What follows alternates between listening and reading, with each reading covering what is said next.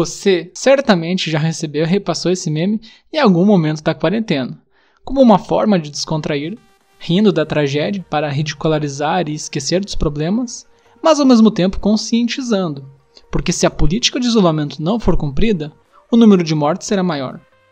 Um meme comunica de inúmeras formas, geralmente articulando significados, produzidos em situações distintas e desconexas, mas que quando interpretadas em determinados momentos tornam-se engraçadas. É curioso que geralmente as pessoas dão risada de elementos diferentes de um meme, seja por evocar uma lembrança antiga, unir significados incompatíveis, associar um acontecimento a outro, enfim, os motivos pelos quais os memes são engraçados são incalculáveis. Mas por que os memes funcionam assim? O termo meme é uma invenção da internet, mas foi adaptado desse livro aqui, O Gene Egoísta, escrito por Richard Dawkins, um escritor inglês bastante conhecido por livros de divulgação científica sobre o evolucionismo e críticas ao dogmatismo religioso. O termo originalmente empregado por Dawkins foi mimimi, e a mimimi significava a menor unidade de transmissão cultural. Dawkins usou o conceito de mimimi para explicar como vários animais, incluindo o homem, têm a capacidade de transmitir cultura. Agora, na internet, a mimimi virou meme, mene, neme. As variações da palavra dão conta de explicar mais ou menos o que ela significa. Um jogo de imitação, representação e mímica. Portanto, quando recebemos um meme, lidamos com informações disponíveis na sociedade. Essas informações ou experiências podem ser selecionadas aleatoriamente ou com objetivos específicos, mas que mobilizam todos os nossos sentidos e nos fazem passar o meme adiante, podendo haver, sim, um comentário de modificação, fabricando uma nova mímese, isto é, uma nova representação ou um novo meme. Muitos memes que recebemos articulam informações que a gente não tem domínio delas. Você já parou para perguntar a origem de algum meme? Se sim, provavelmente ele perdeu a graça, porque o engraçado é não ter explicação. Mas talvez existam alguns elementos do meme dos caixões que possam ensinar algumas coisas para nós. A dança com os caixões que a gente viu foi iniciativa de um agente funerário do país de Gana, que quis dar mais animosidade, digamos assim, aos rituais funerários que geralmente são tristes. Daí a inserção de roupas, bandas ao vivo e danças. É uma outra forma de encarar a despedida. É uma outra forma de encarar a morte e, portanto, é uma outra forma de fazer o trabalho de luto. O luto é para a nossa sociedade aquele tempo em que a gente precisa para entender que uma pessoa se foi e que não está mais com a gente. O luto é quando cai a ficha que entes queridos se foram.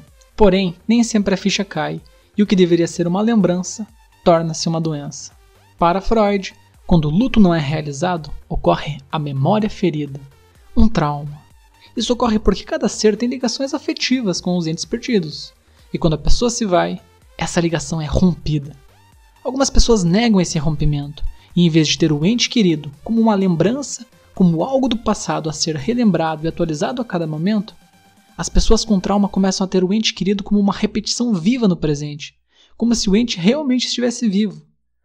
E nós estamos falando aqui de uma negação da morte, e o pior, uma compulsão de repetição, como um looping de um vinil arranhado que repete sempre a mesma frase, ou como um presente permanente, como retratado no filme A Ilha do Medo, em que o detetive Chuck, interpretado por Leonardo DiCaprio, confronta diariamente suas memórias sem conseguir superá-las. O luto, segundo Freud, depende de duas coisas: de coragem para enfrentar essa nova realidade e paciência para aprender a viver nessa nova realidade. O luto exige, portanto, tempo, um tempo indeterminável, que varia de pessoa para pessoa, que varia de sociedade para sociedade.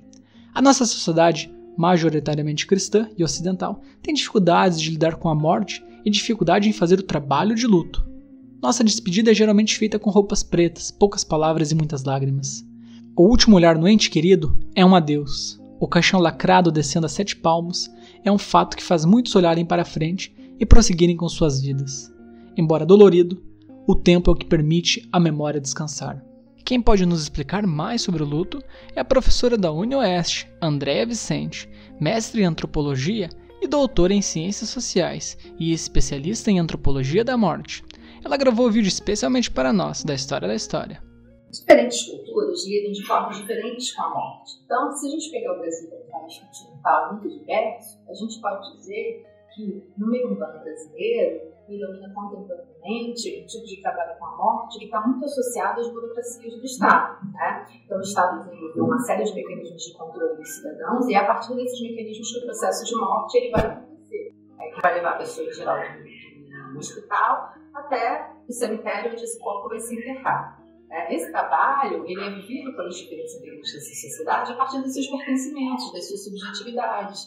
Então, o Brasil ele possui muitas maneiras de viver o processo de morte e assim também maneiras de vivenciar o processo de luto. Esse luto ele pode ser vivido como um processo de sofrimento pela perda do morto, ou ele também pode ser vivido como um processo de afastamento dos mortos em cada uma dessas realidades, desses lugares, desses conhecimentos, dessas cosmologias ou dessas culturas em que cada um dos seus atores está envolvido.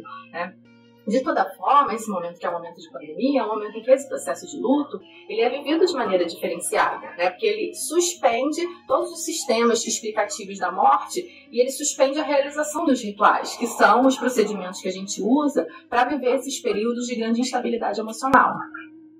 Já a ausência desse ritual pode sim desencadear um trauma, e é exatamente por isso que famílias que tiveram seus entes desaparecidos, sejam em ditaduras ou tempos de guerra, passam a vida lutando pelo direito de enterrar os corpos, como uma forma de fazer o trabalho de luto e seguir em frente, sem dor. Além dos ganeses, do meme citado, no Brasil a gente pode olhar para o ritual fúnebre dos indígenas, do Alto Xingu, por exemplo, na região nordeste do Mato Grosso. O seu ritual, chamado Quarp, é realizado uma vez por ano, para homenagear seus mortos. O Quarp é uma festa alegre, um festejo, onde cada indígena coloca sua melhor pintura corporal, os seus cocares e enfeites, para festejar.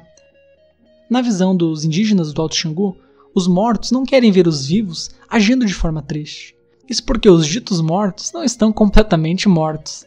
Na verdade, para esses indígenas, é possível ver até o espírito materializado em troncos de árvores, estes troncos que são colhidos durante o ritual. E durante as celebrações, a comida, danças, cânticos, rezas e o momento de lamentação dos mortos. Outro exemplo diferente da nossa realidade cristã e ocidental é narrado pelo líder xamã, Davi Copenava, da tribo Yanomami, que vive na Amazônia brasileira e venezuelana. Seu livro, chamado A Queda do Céu, merece um vídeo mais detalhado em um futuro breve. Nesse livro, Davi conta que os pertences dos Yanomamis são queimados após a morte do ente querido como uma forma de desligar a memória dos objetos que ele utilizava. Para os Yanomamis, a lembrança de um antepassado deve ser uma coisa viva, presente, e não morta presa em um objeto dado como herança. A melhor herança que um Yanomami pode dar ao seu descendente é a floresta, guardada por seus ancestrais. Eu acredito que esses relatos e exemplos podem sim nos ajudar a entender que as experiências humanas são diferentes e que nem sempre vivemos da mesma maneira. E que em tempos de pandemia e Covid-19, fomos forçados a viver de outras maneiras. Aprendemos a usar as tecnologias, aprendemos a festejar isolados, aprendemos a nos exercitar isolados. E com o luto não é diferente. Mas nós ainda estamos aprendendo a fazer o trabalho de luto nesses tempos difíceis. Eu gostaria de dedicar esse vídeo à memória dos 20 mil mortos falecidos no Brasil. São números que não traduzem as dores das famílias, dores que poderiam ser ainda maiores se não fosse o esforço de parte considerável da população em permanecer em isolamento e o trabalho heróico dos funcionários da saúde. Com algum destaque, eu queria dedicar esse vídeo à memória de Marcelo Viseu de Castro, que é pai de um amigo meu, o Guilherme Viseu, que faleceu faz alguns dias.